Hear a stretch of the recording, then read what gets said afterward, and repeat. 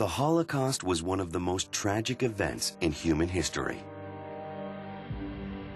Much has been written about the Holocaust, but perhaps the most famous writing about this tragedy is Anne Frank, Diary of a Young Girl.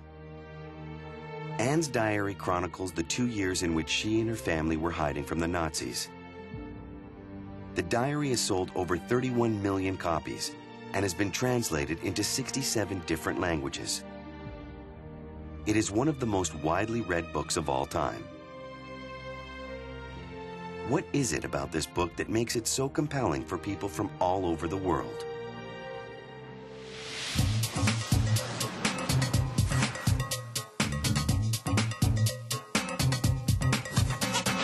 People's influences can cause them to relate differently to a story, even though the words on the page remain the same.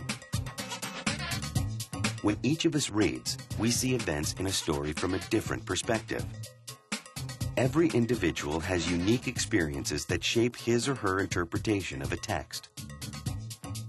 Factors like age, gender, or nationality can influence a person's understanding of an event or idea. As you watch this segment about Anne Frank, think about how different people might interpret or respond to her story. How does her story affect you as compared to an adult living in Europe during World War II? How might a Holocaust survivor respond to the story? It was 1942, and life was hard, especially for the Jewish citizens of Eastern Europe. The Germans had begun to segregate the Jews. They were forced to walk everywhere because they were not allowed to ride bicycles or use public transportation. They were not allowed to go to the movies or theaters or even to buy fresh fruit. All Jews were forced to wear a yellow Star of David so others could distinguish them. Anne Frank's 16-year-old sister Margot had received a letter ordering her to go to a German work camp. There were rumors circulating about the terrible things that went on in these camps. To avoid sending Margot to the camp and to evade the Nazis, Anne and her family went into hiding. Anne was only 13 years old when she and her family moved into the small hidden rooms attached to the back of her father's office building, which Anne called the Secret Annex. The annex was only 50 square yards, and the entrance was concealed by a bookcase to fool people looking for Jews in hiding. They were watched over by 4 helpers from Anne's father's office, who brought them food and news and guarded the annex. Anne's father Otto, her mother Edith, and her sister Margot all shared one room. Anne and her family were joined by Herman van Pels, his wife, and their 16-year-old son Peter. Peter slept next to the attic stairs, and his parents slept in the dining room. Soon after, another Jewish man named Fritz Pfeffer came to hide with them as well. Anne was forced to share a room with Pfeffer, a middle-aged dentist. As bad as life was before hiding, nothing could have prepared young Anne Frank for living imprisoned for 2 years in the secret annex.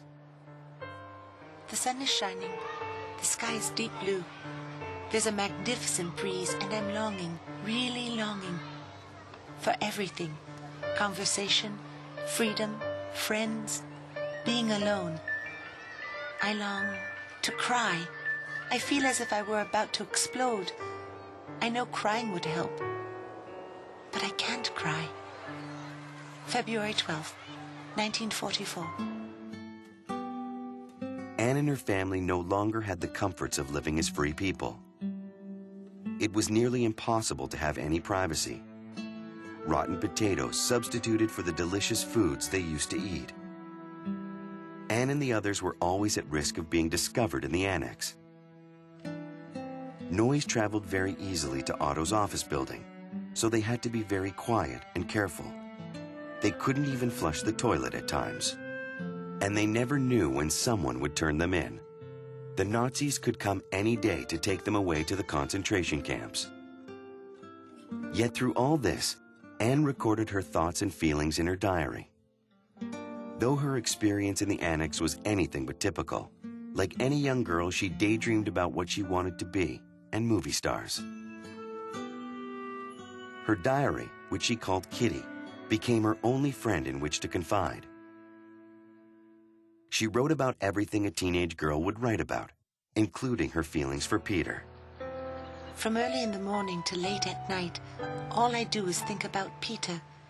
I fall asleep with his image before my eyes, dream about him, and wake up with him still looking at me. February 27th, 1944. But time was running short for the brave, soulful teenager and her family. On August 4th, 1944, the Nazis burst into the annex to take the hidden Jews away. In the chaos, Anne's diary fell to the floor. Miep Gies, one of the people helping to hide Anne and the others, later retrieved it. The Franks were sent to Auschwitz, a Nazi death camp. Anne and Margot were soon relocated to another concentration camp, named Bergen-Belsen. The sisters died of typhus only 3 weeks before Bergen-Belsen was liberated. Anne was just 15 years old. Otto Frank was the only survivor from the secret annex. After the war, Miep Gies gave Anne's diary to Otto. He had it published, and it is through this diary that her memory lives on. Now that you've learned a bit about Anne Frank, Diary of a Young Girl, how did you respond to the story? First, let's look at age and gender. If you were a teenage girl like Anne, you might be able to identify with her even though you may have grown up in a very different time and place. As a teenager, how would you feel to have your freedom and privacy taken away? Can you sympathize with Anne's desperate longing to see her friends, go outside, and have fun like a normal teenager? Now try to examine the story through the eyes of an adult living in Europe at the time. How would the diary affect you differently, knowing that the horrific events of the Holocaust took place in your community? How might your perspective change if you were a Holocaust survivor? You might be moved by the story because you had experiences that were similar to Anne's. You may have had friends just like Anne who lived in fear of being caught. Or perhaps you would be moved by the diary because you knew people who were killed in concentration camps.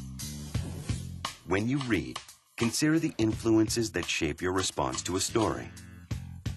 Age, gender, nationality, and background are all factors that make us interpret stories differently. We all have different reasons for why we relate to texts the way we do. Think about what moves you the next time you read something.